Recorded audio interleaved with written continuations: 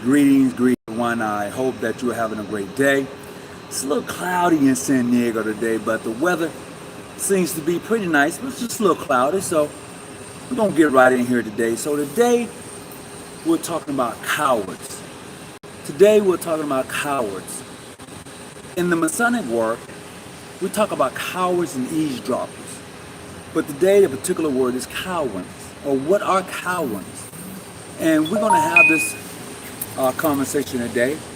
And I'm waiting for Ralph McNeil to come on the chat line today. I'm definitely waiting on him to come on the chat line today because I just want to set the record straight real quick. I'm going to say this, and they say you should never say anything that you're going to regret.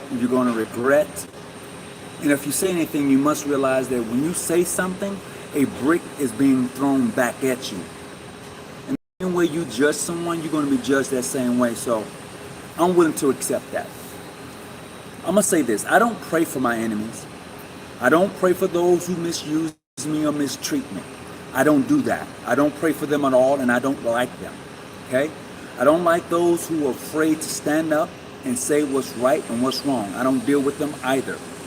If you have something to say about somebody, you should be man enough to call them or to say it to their face and be done with it. To sit behind a keyboard or anything like that, you're just telling me you're a coward. And to say things about people. That's what that tells me. So I just wanted to clear the air on that. And then as we go into this topic of the day of what are cowards, when you're dealing with individuals who like to be shysty when they say things and they're not straightforward when they say it, you need to be aware of those type of people. In Freemasonry, they often talk about brotherly love, relief, and truth. It often talk about how we should treat each other. And for many of you who have been on this journey with me through this particular YouTube live streaming and my blogs and things like that, for many of you, I've often said how often we should definitely respect each other, how we should treat each other. I've said those things, and I continue to say them over and over again. But I'm going to add to this. If you and I don't have anything kind to say to each other, you're my enemy. If we have nothing kind to say to each other, you are truly my enemy, because I'm not going to sit here and sugarcoat anything and say, well, he's a good guy, you should. I'm not going to do that. I'm just not going to speak to you. We don't have nothing to say to each other. I don't care whether you're black, white, Filipino, Mexican. I don't care. See, for me, I'm not going to sugarcoat anything to you. I believe in being legitimately who I am in front of you at all times. People can say whatever they want to say about other people, but I believe that if I'm going to call you my friend, I'm going to be your friend. I'm not going to be your associate. I'm going to be your friend. And people get on these live streams and Facebook channels and stuff like that, and they want to pretend to be your friend, and they're not. They want to pretend to be somebody they're not. They want to pretend to be a Freemason, and they're not, because they don't practice the tenets of what it's supposed to be all about. See, I'm going to share this with you. See, Ralph McNeil, a few years back, and this is a fact. You can check with the person. Chad Swans is his name. He's a member of the Grand Lodge of Texas. Greetings, James. Greetings. You can go and check out Chad Swan's YouTube page. He has a great YouTube page, great content. The brother's a mainstream Mason out of Texas, and he congratulated me a few years ago, and those who were with me in the picture, who went to the minister's home and brought him into Freemasonry. He commended us. Okay, at first he thought it was some Prince Hall brothers, and once he found out they wasn't, then he changed it and really put down the correct content of everything that happened. We had about an hour-long conversation on the phone. We really hit it off. He and I became great, I would say great associates, and then became friends. Although we agree to disagree on some things, but I can respect that man because we have had conversations. And as the story goes, really this is true. As it went on, Ralph McNeil called the Grand Lodge of Texas, telling them that Chad was dealing with me. Like if he was somebody's dad, I'm gonna tell on you. This is true. Ralph, you can come on here and correct me if I'm wrong now. I'm inviting you to come on and correct me if I'm wrong, but I'm giving you some facts. This is a true story. You can check with Chad Swanson on this particular story. And he goes on to tell and say, hey, you know, this guy, Tony Muhammad, Tony Hawkins, to name, this guy right here, he's a fraudulent Mason. He does this, he does that. And like if I was trying to swindle someone. So Chad gave me a call. He said, do you know this guy? I was like, oh, who are you talking about? This guy calling my Grand Lodge and saying these things. I was like, nah. He said, what's his name? So he gives me the name.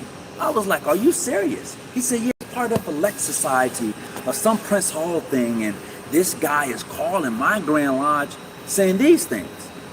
I was like, wow. So Chad and I chopped it up. So Chad turned around and did a video in response to that. I don't know if it's still up on his channel, but he did a video in response to what was done and what was said. And he said that I was more of a brother than most Masons he's came across. That's what he said in his video. And it may be still up in his channel. I'm not for sure. However, see, a coward will go behind your back. A coward is afraid to stand on principles and what he or she believes. See, a coward is somebody you should be very aware of and be very astute about, because they mean you no good. They mean you harm. This is why I say I don't pray for my enemies. I don't get down like that. I don't pray for those who misuse me. I don't do that. I can't do that. I can't do that. I'm not there yet. Some of you may say, well, you know, I pray for my enemies. I don't, once I consider you to be who I legitimately think you are, it's a wrap. It's done. You know, I don't go back and ask God for anything or talk to the ancestors. I don't do that. Nope. I don't know what your skin color is. All black folks are not your kin folks. I'm straightforward with who I am, and I think as a Mason, I know as a Mason, this is how we're supposed to carry ourselves. We're supposed to set the example about the treatment and about the fatherhood of God, the brotherhood of man, and how we're supposed to approach the next person. And that's where I'm at in this journey of mine. And I'm hoping that as you, brothers of the craft and sisters of the order, and those of you who choose to be Masons and Eastern Stars, please understand this journey or journey. When you go and become a member of variations, whatever they may be, that's your journey. For someone to come along and try to distort your journey is indeed a forest. It is somebody you should watch out for.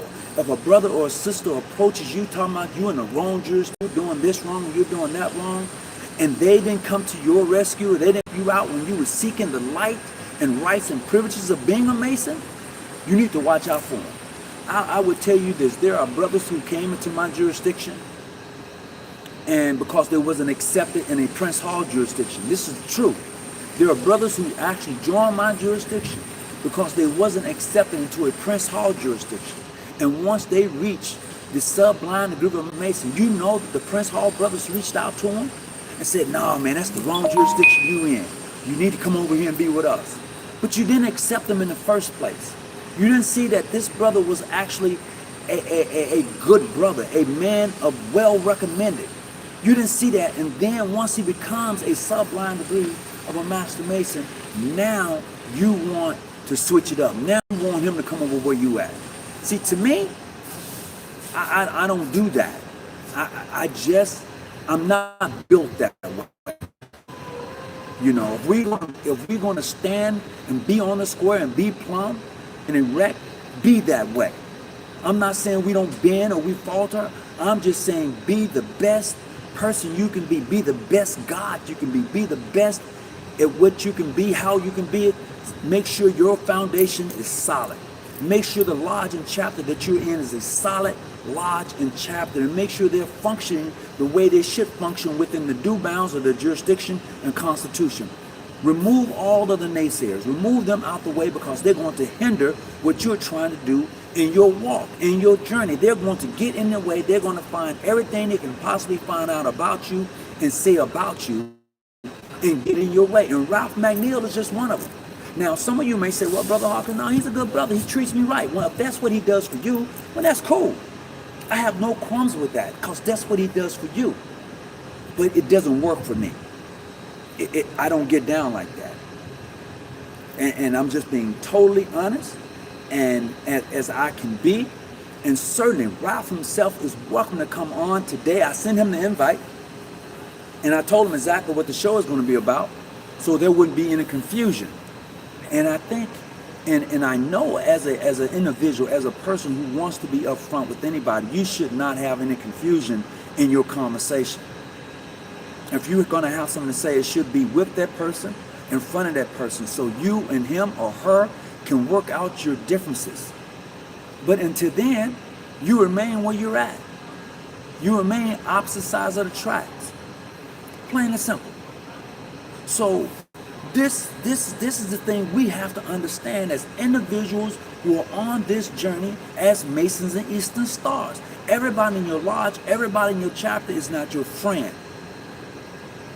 Okay? When you're trying to move up, when you're trying to learn the works, when you have set your mind to be the best point on the star, when you have done what you can for your chapter and you want to elevate them, and yet you find somebody who want to come behind you and cut you, come on. Really? You know, you're going to ask me, greetings, how are you? You're going to ask me, can I travel? Man, you must don't know who I am.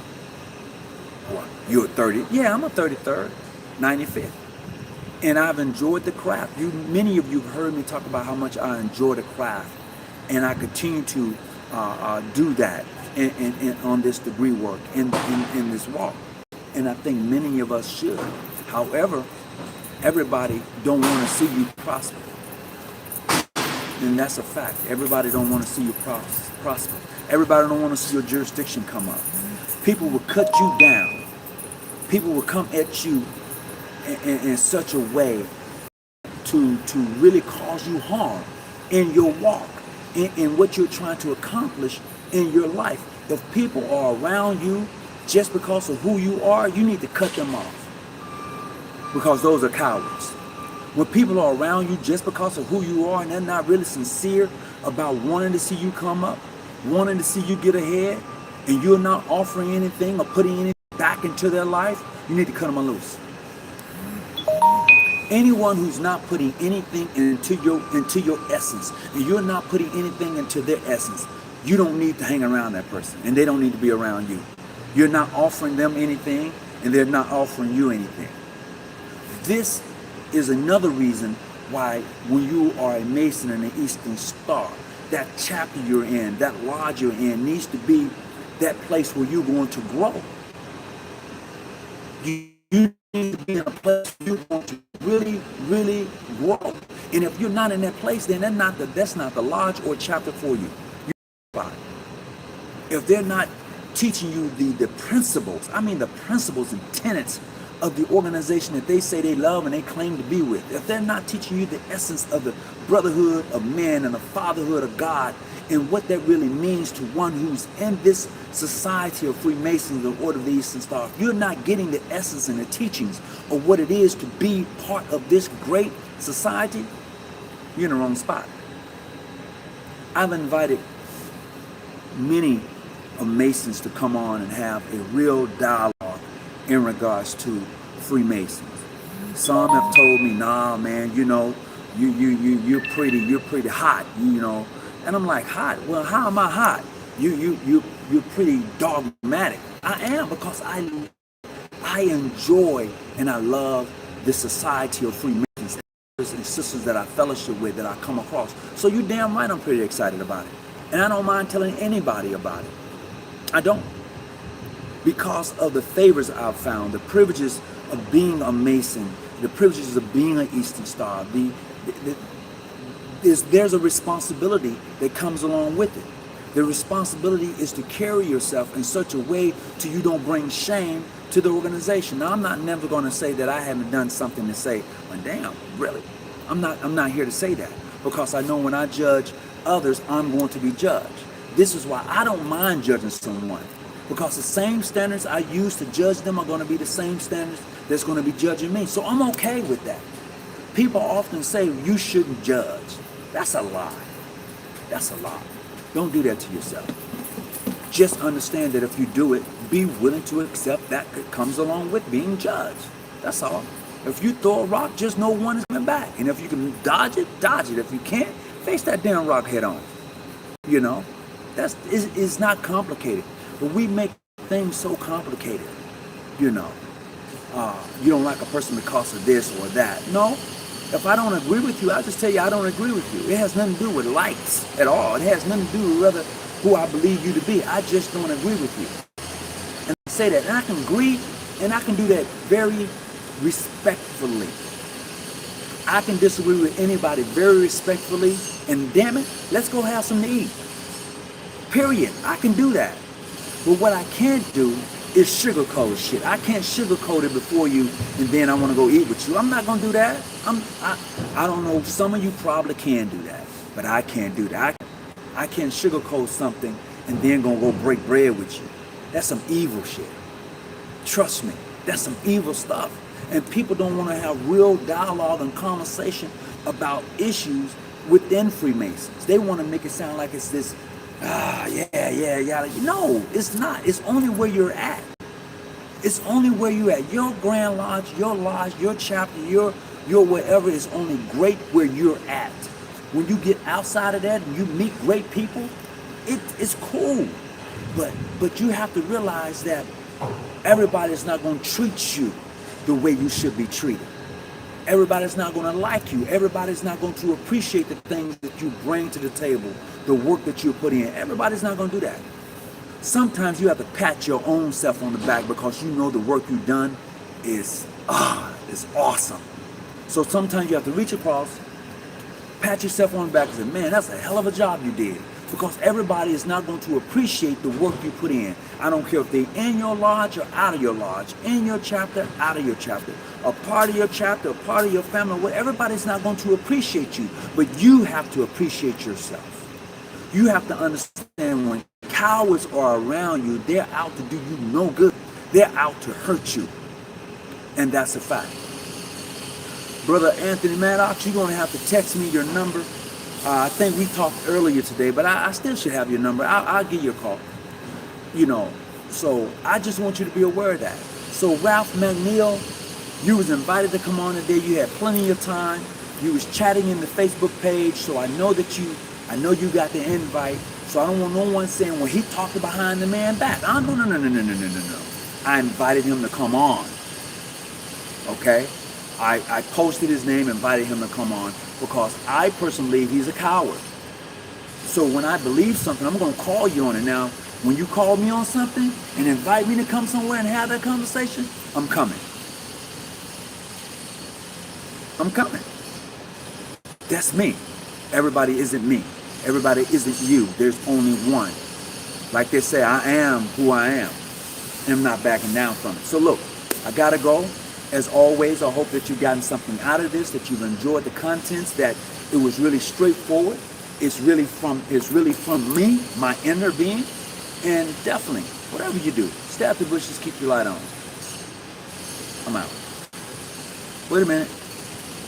Greetings, Brother Hawkins. The Grand Architect of the Universe told me that you are the ultimate non-speculative Freemason. That's why you're welcome in Africa, Europe, and Asia, etc. Brother, I appreciate that. Thank you very much. I try to be the best I can be, setting the example and holding myself accountable. Not only to the craft, but to me. Hold myself accountable to me.